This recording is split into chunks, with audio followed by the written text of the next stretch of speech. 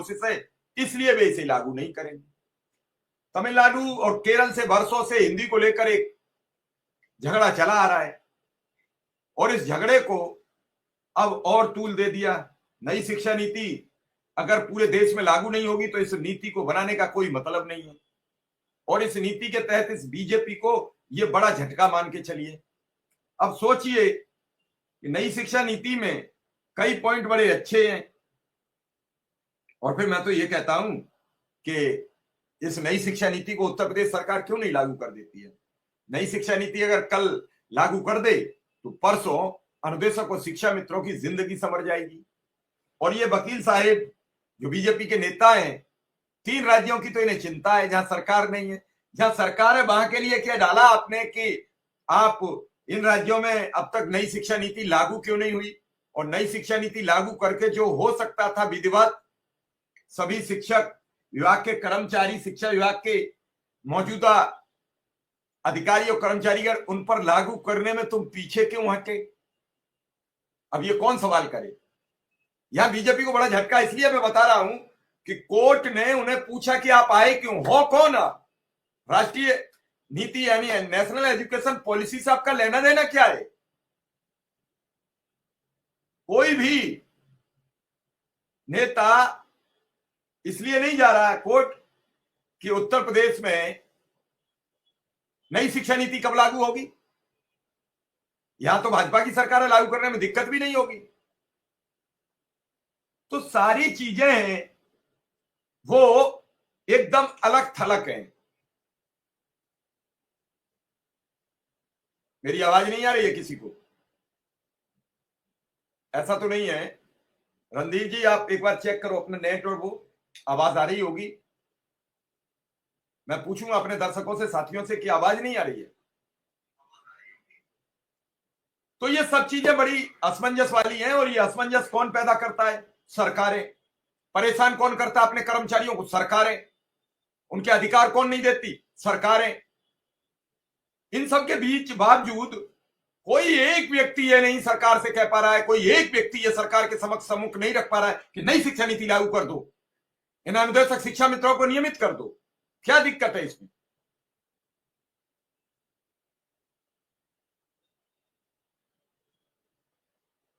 ये किसी से पूछ के आना है?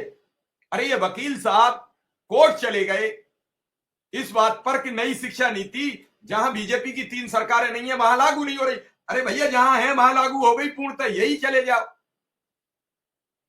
इसी पे कोई बहस कर लो।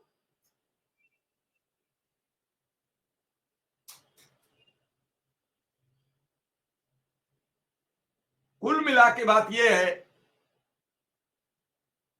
कि कैसे लोगों का भला हो, कैसे लोगों की समस्याओं का समाधान हो, इस बात पर फोकस 100% हो तो फिर बात आगे बढ़े। फोकस कहीं ना कहीं गड़बड़ा जाता है, कहीं किसी बात से कहीं किसी बात से, और बात घूमने लगती है, बात भ्रमित होने लगती है। कल मैं देख रहा था, चूंकि मैं शाम को सब सुप्रीम कोर्ट के आर्डर सर्च करता हूं, आज क्या रहा, क्या क्या बड़ी खबरें रही, तो मैंने देखा कि शिक्षा नीति जैसी इतनी बड़ी खबर हो गई और इतनी बड़ी खबर को लड़ाई में बिल्कुल स्पेस नहीं मिला। जिस नीति को लेकर भारतीय जनता पार्टी ने नई शिक्षा नीति को लेकर एक बड़ा सरंजाम बनाया, बड़ा ऐतिहासिक कार्यक्रम बनाया, और इस ऐतिहासिक कार्यक्रम के जरिए वो आप पर एक नई शिक्षा नीति का वजन थोपने का प्रयास कर रही थी। लोगों को लगा कि होगा नई शिक्षा नीति अच्छी है, उसमें यह भी हो गया कि छोटे बच्चे को कक्षा 1 में एडमिशन नहीं मिलेगा, उम्र तय हो गई, साथ ही कुछ कोर्सों में 4 वर्ष के हो गए, कुछ हाई स्कूल इंटर तक एक कर दिया, बीच में परीक्षाएं सब खत्म हो गई। लेकिन क्या इस नई शिक्षा नीति से उन संविदा या शिक्षक कर्मचारियों को, जो उसमें डेटा नहीं है कि नई शिक्षा नीति के तहत कोई भी संविदा शिक्षक या अस्थायी शिक्षक काम नहीं करेगा, तो यूपी में लागू क्यों नहीं हुई? यूपी में लागू क्यों नहीं हुई? कर दो लागू। आदि समस्या का निस्तारण हो जाएगा। और नई शिक्षा नीति पर तो बीजेपी के नेता या बीजेपी की कोई लोग तो बात भी और चर्चा भी नहीं करते। कहां गई नई शिक्षा जो इतनी स्पीड से आई थी, बड़ी तीव्र गति से आई, ये लगा कि कल परसों में अब लागू हो जाएगी और बड़ा भगदड़, ये सब वो सब, ये लगा कि जाने कितनी तेजी से चलेगी। लेकिन आज तक नई शिक्षा नीति पर अभी कोई कामयाबी होती दिख नहीं रही। थोड़ी थोड़ी लागू हो रही है, कभी डिग्री कॉलेज के लोग जारी कर देते हैं कोई अधिसूचना, कभी इंटर कॉलेज के जारी कर देते हैं, कभी, मतलब पूरी तरीके से पूरे प्रदेश में नई शिक्षा नीति के तहत